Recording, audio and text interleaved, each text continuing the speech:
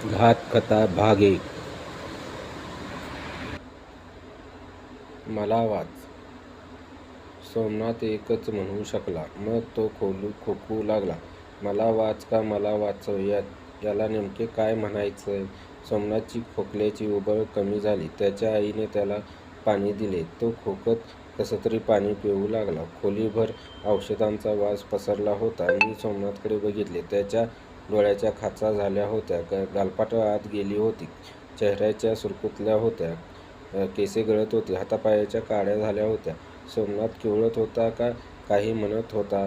मला सोमनाथकडे पाहवले नाही. मी नजर फिरवली. खोलीत अंधार पसरला होता. सोमनाथची आई एकटक सोमनाथकडे बघत होती. त्याच्या आईच्या चेहऱ्याचे भाव कळले नाहीत, वाचता आले नाहीत. कसला विचार करत होती? सोमनाथची अशी अवस्था का झाली? कशी झाली? ही परिस्थिती बघून मी गळून गेलो. तेथून उठायचा प्रयत्न केला, पण माझ्या खांद्याचे एकदम जड झाले. हाताचे स्नायू जड झाले.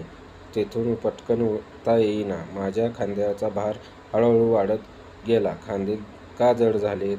सोमनाथने खोकल्याचे औषध घेतले. मी त्याला झोपून राहायला सांगितले. त्याच्या आईला काही पैसे देऊन लागलो, पण त्याची आई हात जोडून आता नको असे म्हणाली. मी निरोप घेतला.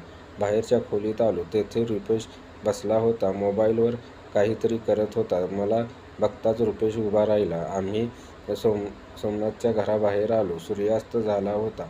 अंधार पडायच्या आधी घरी पोचावे असे विचार मी केला. किक मारली. बाईक सुरू केली. रुपेश माझ्या मागे बाईकवर बसला. बघून तो सुद्धा घाबरला होता. आम्ही मोबाईलवरून हायवेवर पोचलो. याला काय झाले? मी बाईकवरून उतरत रुपेशला विचारले. निरोपच्या घाटात अडकला होता. रुपेश उत्तर दिले. मग तेव्हापासून आजारी आहे. रुपेश तोंड धूत म्हणाला. घाटात काय दिसलं का? काय माहीत? रुमालाने चेहरा पुसत रुपेश म्हणाला. मला माहीत होता. मला वाचवा. हा मला पण म्हणाला मला वाचवा. तो मागे लागलाय.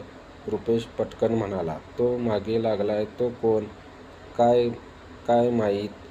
सोमनाथ मागे कोण लागलं आहे? निरोप्याच्या घाटात अरुंद रस्ता, नागमोडी वळणे, दुतर्फा वाहतूक, खड्डे. रस्त्याच्या दुसऱ्या बाजूस कडक नव्हता. खोल दरी होती.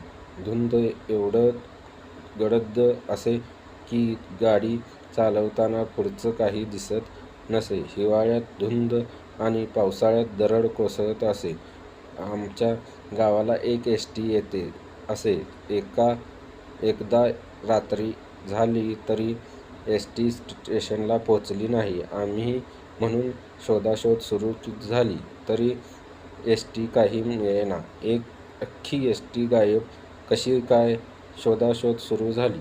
सगळ्याची पावले आपसूक घाटाकडे वळाली. लोकांना एसटीचे अवशेष दरीच्या तळाशी दिसले. दरीने एसटी केव्हाच गिळून टाकली होती.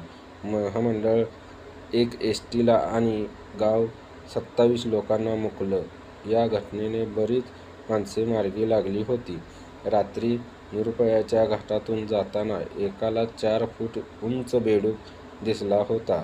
हो, बेडूकच. 4 फूट उंच बेडूक. असं असतं का? दुसरा कोण प्राणी होता? बेडकासारखा दुसरा कोणता प्राणी असणार? तोही 4 फूट उंच. तुम्हाला जर घाटात रात्रीच्या वेळी एखादे लहान मूल रडताना दिसले तर तुम्ही काय कराल? त्याची विचारपूस कराल का? गाडीत घ्याल का दुर्लक्ष कराल? कारण घाटात कधी थांबायचं नसतं. जो थांबला तो खोपला.